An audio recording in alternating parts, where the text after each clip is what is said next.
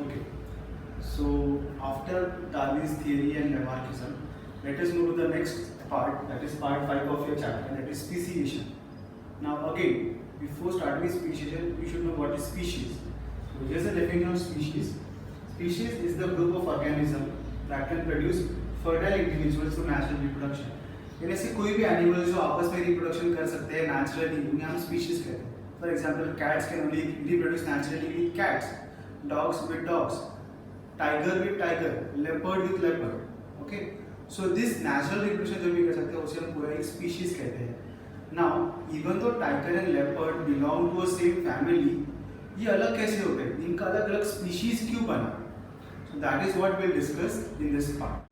Okay, so again we were discussing why this species become, even though animals belonging to the same family, why do they evolve into different species? And we took a good example of leopards and tigers.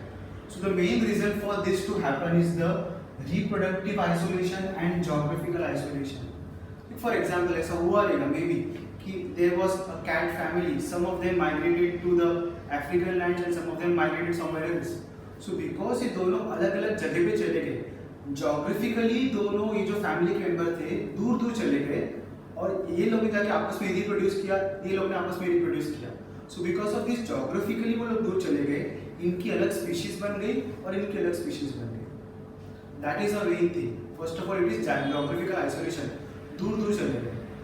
Okay, and that is why they reproduce variously in different manner, they reproduce in different manner. उनमें अलग अलग variations आए और उनमें जो आए variations they depended on what type of climate they were living, and इनमें जो आए variations they depended on what type of climate they were living.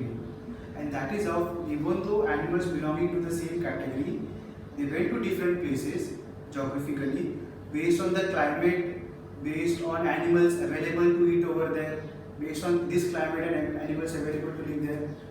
एक ही फैमिली के अलग अलग स्पीशीज हमारे बन चुके हैं, and this is called as speciation. Okay, now we'll move into the last part of the chapter, and this part is the part 6. In this part, we will discuss human evolution, how humans have evolved gradually from ape-like animal into right now what we are. So to make things simpler, just have a look at this chart. So initially it is assumed that, it is said that lemur-like animals are the point where we started. So initially from lemur-like animals, now this lemur is an animal that lives on trees. Not exactly lemur, a creature lived past very earlier that looked like a lemur. Okay, so from this lemur-like animal that lived on tree, monkey-like animals have said to be developed. From this monkey-like animals got split in two parts. Some stayed on the tree and some came on land. And out of the animals that came on land, ape-like animals were made. Ape-like animals were developed. So we started with lemur-like animals. From lemur-like animals gradually changed to monkey-like animals. And monkey-like animals, the monkeys, you can say the monkeys that started to live on land got converted into ape-like animals. Then these ape-like animals, because they started to live on land, they started to migrate everywhere. So now these ape-like animals got, you can say, split in 3 different continents or 3 different parts of the world: Southeast, Northeast Asia, South Asia, and Africa. Now the animals that went to Northeast Asia and South Asia gradually developed, these ape-like animals gradually developed into gibbon and orangutan. Now gibbon and orangutan are again a species of monkeys, you can say species of apes, which are very intelligent. They are the next intelligent human beings. So from these ape-like animals, these ape-like animals that traveled to this continent, this part of the world, gradually developed into gibbons and orangutans. And the animals that stayed in Africa, these ape-like animals that stayed in Africa, again they got developed in 2 different manners. Some of these ape-like animals developed into gorillas and chimpanzees, and the other part of these ape-like animals which started to use their brain more, than their body parts, they developed into Ramapithecus, the first human-like animal. So hence we can all say that even humans have got origin somewhere in the apes. This picture can give you a very clear idea of how evolution must have occurred. this initial from lemur-like animals to monkey-like animals to apes and everything, directly come to this part. As we discussed, the ape-like animals that started using the brain more got gradually developed into Ramapithecus. So this is the first human-like animal that was gradually developed, and this happened somewhere 40 lakh years ago. So this, if you go 40 lakh years back from this time, you were somewhat like this. Then this animal started again. It started using the brain more.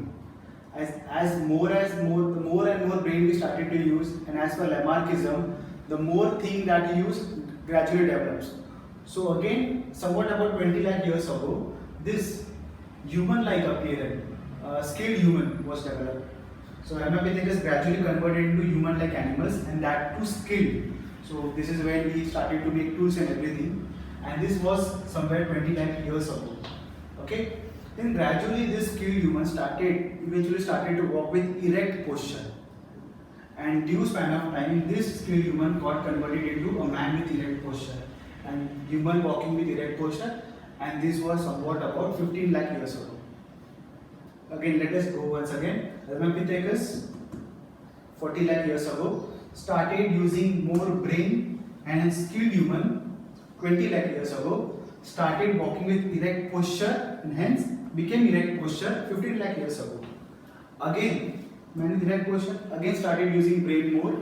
So this man with erect posture converted into the Neanderthal man. You can see member of the class wise man. This was man who was actually wise, Neanderthal man. He had more wisdom, means he was more intelligent than all of them, and hence Neanderthal man was more intelligent, and hence he is the first, like you can say this category is the first to be identified as Homo sapiens, animals with intelligence. Okay, so member of class wise man, Homo sapiens, 1 lakh years ago, 1.5 to 1 lakh years ago, this Neanderthal man. And then this Neanderthal man, because he was more intelligent, he started to do agriculture, settle in communities, and that is how this Cro-Magnon man was this Neanderthal developed gradually into Cro-Magnon man, and this happened somewhat about 50,000 years ago.